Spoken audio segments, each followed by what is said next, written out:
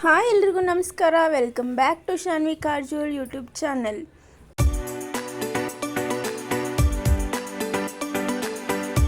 ಇವತ್ತಿನ ವಿಡಿಯೋದಲ್ಲಿ ನಾನು 2 ರೆಸಿಪಿಗಳನ್ನ ಹೇಳ್ಕೊಡ್ತಾ ಇದ್ದೀನಿ. ಎಗ್ ಮಸಾಲ ಮತ್ತು ಬೇಬಿಕಾರ್ನ್ ಮಂಚೂರಿಯನ್. ಫಸ್ಟ್ ನಾವು ಎಗ್ ಮಸಾಲ ಹೇಗೆ ಮಾಡೋದು ಅಂತ ನೋಡ್ಕೊಳ್ಳೋಣ. ಎಗ್ ಮಸಾಲ ಮಾಡೋಕ್ಕೆ ನಾನು ಒಂದು ಬಾಣಲೆಯಲ್ಲಿ ಸ್ವಲ್ಪ ಆಯಿಲು, ಅದಕ್ಕೆ 2 ಸಣ್ಣದಾಗಿ ಹೆಚ್ಕೊಂಡಿರೋಂಥ ಈರುಳ್ಳಿ ಹಾಕೋತಾ ಇದ್ದೀನಿ.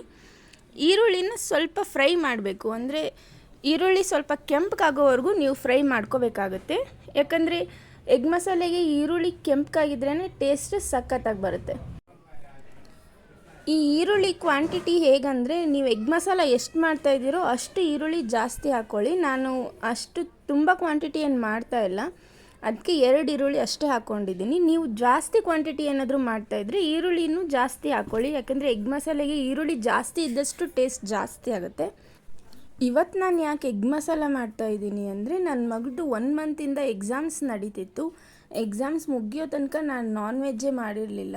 ಅದಕ್ಕೆ ನನ್ನ ಮಗಳು ಇವತ್ತು ಲಾಸ್ಟ್ ಡೇ ಅಲ್ವಾ ಎಕ್ಸಾಮು, ಅದಕ್ಕೆ ಇವತ್ತೇನಾದರೂ ನಾನ್ ವೆಜ್ ಮಾಡಮ್ಮ ಅಂತ ಬೆಳಿಗ್ಗೆನೇ ಹೇಳಿಬಿಟ್ಟು ಹೋಗಿದ್ಲು.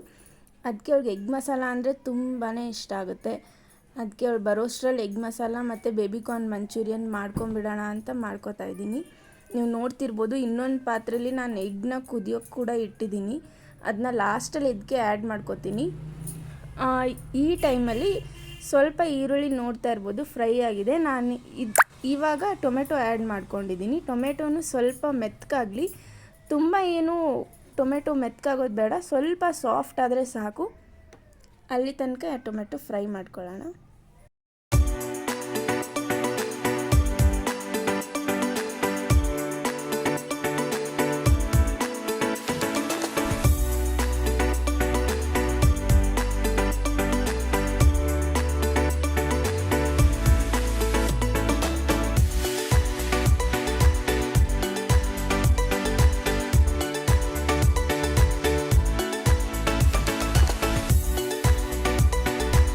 ಇವಾಗ ಇದಕ್ಕೆ ಸ್ವಲ್ಪ ಅರಿಶಿನ ಹಾಕ್ತಾಯಿದ್ದೀನಿ, ಸ್ವಲ್ಪ ಗರಂ ಮಸಾಲ ಹಾಕ್ಕೊಂಡಿದ್ದೀನಿ. ತುಂಬ ಜಾಸ್ತಿ ಗರಂ ಮಸಾಲ ಹಾಕಬೇಡಿ, ಸ್ವಲ್ಪ ಮಸಾಲೆ ಜಾಸ್ತಿ ಅನಿಸುತ್ತೆ. ಸ್ವಲ್ಪ ಗರಂ ಮಸಾಲ, ಸ್ವಲ್ಪ ಧನಿಯಾ ಪುಡಿ ಹಾಕೋತಾ ಇದ್ದೀನಿ. ಹಾಕೊಂಡ್ಮೇಲೆ ಸ್ವಲ್ಪ ಚೆನ್ನಾಗಿ ಫ್ರೈ ಮಾಡಿ. ಎಣ್ಣೆಲಿ ಮಸಾಲ ಎಲ್ಲ ಫ್ರೈ ಆದರೆ ಟೇಸ್ಟ್ ನಿಜವಾಗ್ಲೂ ತುಂಬ ಚೆನ್ನಾಗಿ ಬರುತ್ತೆ. ಆಮೇಲೆ ಸ್ವಲ್ಪ ಕ್ಯಾಪ್ಸಿಕಮ್ ಆ್ಯಡ್ ಮಾಡ್ಕೊಂಡಿದ್ದೀನಿ. ಕ್ಯಾಪ್ಸಿಕಮ್ ನೀವು ಎಗ್ ಮಸಾಲಕ್ಕೆ ಟ್ರೈ ಮಾಡಿ ನೋಡಿ, ನಿಜವಾಗ್ಲೂ ತುಂಬ ಚೆನ್ನಾಗಿ ಟೇಸ್ಟ್ ಬರುತ್ತೆ, ತುಂಬ ಡಿಫ್ರೆಂಟಾಗಿರೋ ಟೇಸ್ಟ್ ಕೊಡುತ್ತೆ. ಇವಾಗ ಸ್ವಲ್ಪ ಕ್ಯಾಪ್ಸಿಕಮ್ಮು ಎಲ್ಲನೂ ಸಾಫ್ಟ್ ಆಗಿದೆ, ಅಲ್ಲಿ ತನಕ ಫ್ರೈ ಮಾಡ್ಕೊಳ್ಳೋಣ. ಎಲ್ಲ ಫ್ರೈ ಆದಮೇಲೆ ನಾನು ಸ್ವಲ್ಪ ಎಗ್ ಮಸಾಲ ಹಾಕೋತಾ ಇದ್ದೀನಿ. ಎಗ್ ಮಸಾಲ ಆಪ್ಷನಲ್ಲು, ನಿಮ್ಗೆ ಬೇಕಾದರೆ ನೀವು ಹಾಕ್ಕೊಳ್ಳಿ, ಚೆನ್ನಾಗಿರುತ್ತೆ ಟೇಸ್ಟ್, ಒಂಥರ ಡಿಫ್ರೆಂಟ್ ಟೇಸ್ಟ್ ಇರುತ್ತೆ. ಅದಕ್ಕೆ ನಾನು ಎಗ್ ಮಸಾಲನೂ ಆ್ಯಡ್ ಮಾಡ್ಕೊಂಡಿದ್ದೀನಿ. ಎಗ್ ಮಸಾಲನೂ ಹಾಕಿದ್ಮೇಲೆ ಸ್ವಲ್ಪ ಆಯಿಲಲ್ಲಿ ಚೆನ್ನಾಗಿ ಫ್ರೈ ಆಗಲಿ. ನೀವು ನೋಡ್ತಿರ್ಬೋದು ಎಲ್ಲ ಸಾಫ್ಟಾಗಿ ಬೆಂದಿದೆ. ಟೊಮೆಟೊ ಈರುಳ್ಳಿ ಎಲ್ಲ ನೈಸಾಗಿ ಬೆಂದಿದೆ. ಈಗ ನಾನು ಸ್ವಲ್ಪ ಖಾರದ ಪುಡಿ ಹಾಕೋತಾ ಇದ್ದೀನಿ. ಈ ಖಾರದ ಪುಡಿ ನಿಮಗೆ ಲಾಸ್ಟ್ ವಿಡಿಯೋದಲ್ಲಿ ಹೇಳಿದ್ನಲ್ಲ, ನಾನು ನಮ್ಮ ಊರಿಂದ ತೊಗೊಂಡು ಬಂದಿರೋದು. ಈ ಖಾರದ ಪುಡಿಗೆ ನಾನು ಸ್ವಲ್ಪ ಬ್ಯಾಡಗಿ ಮೆಣಸಿನ್ಕಾಯಿ ಮತ್ತು ಸ್ವಲ್ಪ ಗುಂಟೂರು ಮೆಣಸಿನ್ಕಾಯಿ 2 ಮಿಕ್ಸ್ ಮಾಡಿ ಕುಟ್ಟಿ ಪುಡಿ ಮಾಡಿಸ್ಕೊಂಡು ಬಂದಿರೋದು. ಯಾಕೆ ಅಂದರೆ ಬ್ಯಾಡಗಿ ಮೆಣಸಿನ್ಕಾಯಿ ಮತ್ತು ಗುಂಟೂರು ಮೆಣಸಿನ್ಕಾಯಿ 2 ಮಿಕ್ಸ್ ಮಾಡಿ ಕುಟ್ಟಿ ಪುಡಿ ಮಾಡಿಸಿದ್ರೆ ಕಲರ್ ತುಂಬಾ ಚೆನ್ನಾಗಿ ಬರುತ್ತೆ, ಖಾರನೂ ನಿಜವಾಗ್ಲೂ ತುಂಬ ಚೆನ್ನಾಗಿರುತ್ತೆ. ನೀವು ಇದನ್ನ ನಾನ್ ವೆಜ್ಜಿಗೆ ಏನಾದರೂ ಈ ಥರ ಖಾರದ ಪುಡಿ ಯೂಸ್ ಮಾಡಿದ್ರೆ ಅದರ ಟೇಸ್ಟು ತುಂಬ ಚೆನ್ನಾಗಿರುತ್ತೆ. ನೀವು ಒಂದ್ಸರಿ ಆ ಕುಟ್ಟಿ ಪುಡಿ ಮಾಡಿಸಿ ಟ್ರೈ ಮಾಡಿ ನೋಡಿ, ಅದರ ಟೇಸ್ಟ್ ತುಂಬ ಚೆನ್ನಾಗಿ ಬರುತ್ತೆ. ನಾನು ಸ್ವಲ್ಪ ನೀರನ್ನು ಮಿಕ್ಸ್ ಮಾಡಿ ಮಸಾಲನೇ ಬೇಯಿಸ್ಕೊತಾ ಇದ್ದೀನಿ. ನೀರು ಹಾಕಿ ಮಸಾಲೆನ ಬೇಯಿಸ್ಕೊಂಡ್ಮೇಲೆ ಇವಾಗ ನಾನು ಎಗ್ ಹಾಕೋತಾ ಇದ್ದೀನಿ. ಎಗ್ನ ನೋಡಿ ಈ ಥರ ಫೋರ್ಕಲ್ಲಿ ನಾನು ಅದಕ್ಕೆ ಪೋಕ್ ಮಾಡ್ತಾಯಿದ್ದೀನಿ. ಈ ರೀತಿ ನಾವು ಮಾಡ್ಕೊಳ್ಳೋದ್ರಿಂದ ಮಸಾಲೆ ಎಗ್ಗೆ ತುಂಬ ಚೆನ್ನಾಗಿ ಅಂಟ್ಕೊಳ್ಳುತ್ತೆ, ಅಂದರೆ ಮಸಾಲೆ ತುಂಬ ಚೆನ್ನಾಗಿ ಎಗ್ಗು ಹೀರ್ಕೊಳ್ಳುತ್ತೆ. ಅದಕ್ಕೆ ನಾನು ಫೋರ್ಕಲ್ಲಿ ಪೋಕ್ ಮಾಡಿ ಹಾಕೋತಾ ಇದ್ದೀನಿ. ಎಗ್ಗೆಲ್ಲ ಹಾಕೊಂಡ್ಮೇಲೆ ಹೀಗೆ ಚೆನ್ನಾಗಿ ಒಂದ್ಸರಿ ಮಿಕ್ಸ್ ಮಾಡಿ, ಚೆನ್ನಾಗಿ ಎಗ್ಗೆಲ್ಲ ಮಸಾಲೆನ ಹೀರ್ಕೊಳ್ಳಿ, ಸ್ವಲ್ಪ ಫ್ರೈ ಮಾಡಿ. ನೋಡಿ, ಹಾಕಿರೋ ಎಗ್ಸ್ ಎಲ್ಲ ಮಿಕ್ಸ್ ಆದಮೇಲೆ ಲಾಸ್ಟ್ ಫೈನಲ್ ಟಚ್ ಕೊತ್ತಂಬರಿ ಸೊಪ್ಪು ಹಾಕಲೇಬೇಕಲ್ವ. ಇದಕ್ಕೂ ಕೊತ್ತಂಬರಿ ಸೊಪ್ಪು ಹಾಕ್ತಾಯಿದ್ದೀನಿ. ನೋಡಿ ಎಷ್ಟು ಚೆನ್ನಾಗಿ ಬಂದಿದೆ, ತುಂಬಾ ಚೆನ್ನಾಗಿರುತ್ತೆ. ಟೇಸ್ಟ್ ಮಾತ್ರ ಸಖತ್ತಾಗಿರುತ್ತೆ. ನೀವು ಒಂದ್ಸರಿ ಟ್ರೈ ಮಾಡಿ, ನನ್ನ ಕಮೆಂಟ್ ಬಾಕ್ಸಲ್ಲಿ ಹೇಗಿದೆ ಅಂತ ಕಮೆಂಟ್ ಮಾಡಿ. ಈಗ ಇನ್ನೊಂದು ರೆಸಿಪಿ ಹೇಳ್ತೀನಿ ಅಂತ ಹೇಳಿದ್ನಲ್ಲ, ಅದು ಬೇಬಿಕಾರ್ನ್ ಮಂಚೂರಿಯನ್ ಹೇಗೆ ಮಾಡೋದು ಅಂತ ನೋಡೋಣ. ಇದಕ್ಕೆ ಫಸ್ಟು ನಾನು ಬೇಬಿಕಾರ್ನ್ನ ಕಟ್ ಮಾಡ್ಕೋತಾ ಇದ್ದೀನಿ. ನಾನು ಈ ರೀತಿ ಶೇಪಲ್ಲಿ ಕಟ್ ಮಾಡ್ಕೋತಾ ಇದ್ದೀನಿ, ಅಂದರೆ ಸ್ವಲ್ಪ ಸೈಜ್ ದೊಡ್ಡದಾಗಿರಲಿ ಅಂತ ಈ ಥರ ಕಟ್ ಮಾಡ್ಕೋತಾ ಇದ್ದೀನಿ. ನಿಮ್ಮ ಚಾಯ್ಸು, ಯಾವ ರೀತಿ ಬೇಕಾದರೂ ನೀವು ಕಟ್ ಮಾಡ್ಕೋಬೋದು. ಈಗ ನಾನು ಇನ್ನೊಂದು ಪಾತ್ರೆಯಲ್ಲಿ ಸ್ವಲ್ಪ ನೀರು ಇಟ್ಕೊಂಡಿದ್ದೀನಿ. ನೀರಿಗೆ ಸ್ವಲ್ಪ ಉಪ್ಪನ್ನು ಹಾಕ್ಕೊಂಡಿದ್ದೀನಿ. ಇದಕ್ಕೆ ನಾನು ಹೆಚ್ಕೊಂಡಿರೋ ಅಂಥ ಬೇಬಿಕಾರ್ನ್ ಹಾಕೋತಾ ಇದ್ದೀನಿ. ಯಾಕಂದರೆ ಬೇಬಿಕಾರ್ನ್ನ ನಾವು ಬಾಯ್ಲ್ ಮಾಡಬೇಕಾಗತ್ತೆ. ಒಂದು 7 to 8 ಮಿನಿಟ್ಸ್ ಬಾಯ್ಲ್ ಮಾಡಿದರೆ ಸಾಕು. ಹಾಫ್ ಬಾಯ್ಲ್ ಆದರೆ ಸಾಕು ಬೇಬಿಕಾರ್ನ್. ಇದು ಬಾಯ್ಲ್ ಆಗಲಿ. ಒಂದು 7 to 8 ಮಿನಿಟ್ಸ್ ಬಾಯ್ಲ್ ಆದಮೇಲೆ ಇದನ್ನ ಇನ್ನೊಂದು ಪಾತ್ರೆಗೆ ತಕ್ಕೊಂಬಿಡೋಣ. ನಾನು ಬೇಬಿಕಾರ್ನ್ನ ಮಂಚೂರಿಯನ್ ಟೈಪ್ ಮಾಡ್ತಾಯಿದ್ದೀನಿ, ಅಂದರೆ ಡ್ರೈ ಮಾಡ್ತಾಯಿಲ್ಲ. ನಿಮಗೆ ಡ್ರೈ ಆಗಬೇಕು ಅಂದರೆ ನೆಕ್ಸ್ಟ್ ಒಂದು ಸ್ಟೆಪ್ ಇದೆ, ನಾನು ಅದನ್ನ ಹೇಳ್ಕೊಡ್ತೀನಿ. ಡ್ರೈ ಬೇಕು ಅಂದರೆ ಒಂದೇ ಒಂದು ಐಟಮ್, ಅದನ್ನ ಆ್ಯಡ್ ಮಾಡಬಾರ್ದು. ಮಂಚೂರಿಯನ್ ಬೇಕಂದರೆ ಆ ಐಟಮ್ನ ಆ್ಯಡ್ ಮಾಡಬೇಕಾಗತ್ತೆ. ಅದನ್ನ ನಾನು ಲಾಸ್ಟಲ್ಲಿ ಹೇಳ್ತೀನಿ, ಮಾಡೋದನ್ನ ಹೇಗಂತನೂ ತೋರಿಸ್ತೀನಿ. ಈಗ ಇದು ಬಾಯ್ಲ್ ಆಗಿದೆ, ಸಾಕು. ಇಷ್ಟು ಸಾಫ್ಟಾಗಿದ್ದರೆ ಸಾಕು. ಬೇಬಿಕಾರ್ನ್ ಎಲ್ಲ ಇನ್ನೊಂದು ಪಾತ್ರೆಗೆ ತೆಕ್ಕೊಂಬಿಡೋಣ ನಾವು. ಇವಾಗಲೂ ನಾವು ಉಪ್ಪು ಹಾಕ್ಬಿಟ್ಟಿರ್ತೀವಿ ಬೇಬಿಕಾರ್ನ್ ಬಾಯ್ಲ್ ಆಗಬೇಕಾದ್ರೆ. ನೆಕ್ಸ್ಟ್ ಸ್ಟೆಪ್ಪಲ್ಲಿ ನಾವು ಉಪ್ಪನ್ನು ಸ್ವಲ್ಪ ನೋಡ್ಕೊಂಡು ಹಾಕ್ಕೋಬೇಕು, ಮತ್ತು ಜಾಸ್ತಿ ಆಗಿಬಿಡುತ್ತೆ ಇಲ್ಲಾಂದರೆ.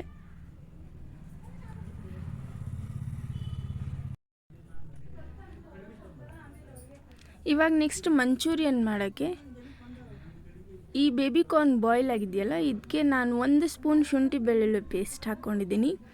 ಇದಕ್ಕೆ ಒಂದು 7 to 8 ಸ್ಪೂನ್ಸ್ ನಾನು ಕಾರ್ನ್ಫ್ಲೋರ್ ಕೂಡ ಆ್ಯಡ್ ಮಾಡ್ಕೊತಾ ಇದ್ದೀನಿ. ಕಾರ್ನ್ಫ್ಲೋರ್ನ ನೀವು ನೋಡಿಕೊಂಡು ಕರೆಕ್ಟಾಗಿ ಹಾಕ್ಕೊಳ್ಳಿ. ನನ್ನ ಕ್ವಾಂಟಿಟಿಗೆ ನಾನು ಒಂದು 7 to 8 ಸ್ಪೂನ್ಸ್ ಕಾರ್ನ್ಫ್ಲೋರ್ ಯೂಸ್ ಮಾಡ್ಕೋತಾ ಇದ್ದೀನಿ.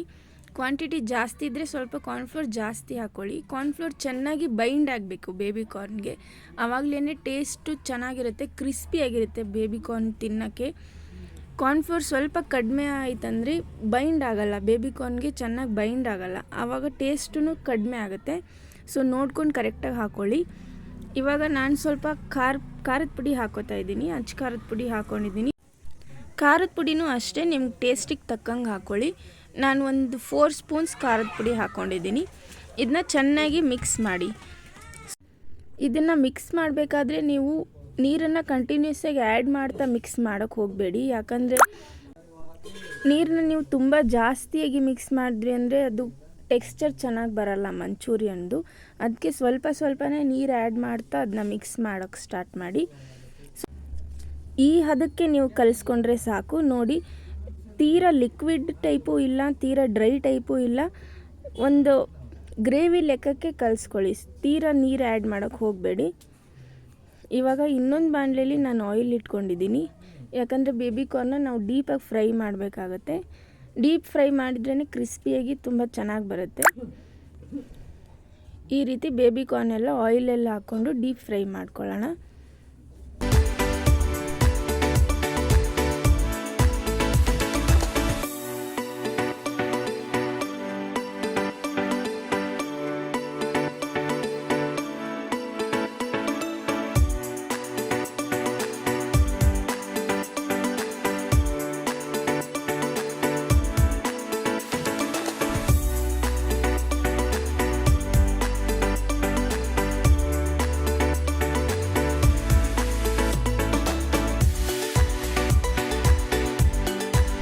ಇಷ್ಟು ಈ ಕಲರ್ಗೆ ನಾನು ಫ್ರೈ ಮಾಡ್ಕೊಂಡಿದ್ದೀನಿ. ಇಷ್ಟು ಡೀಪ್ ಫ್ರೈ ಆಗಲೇಬೇಕು.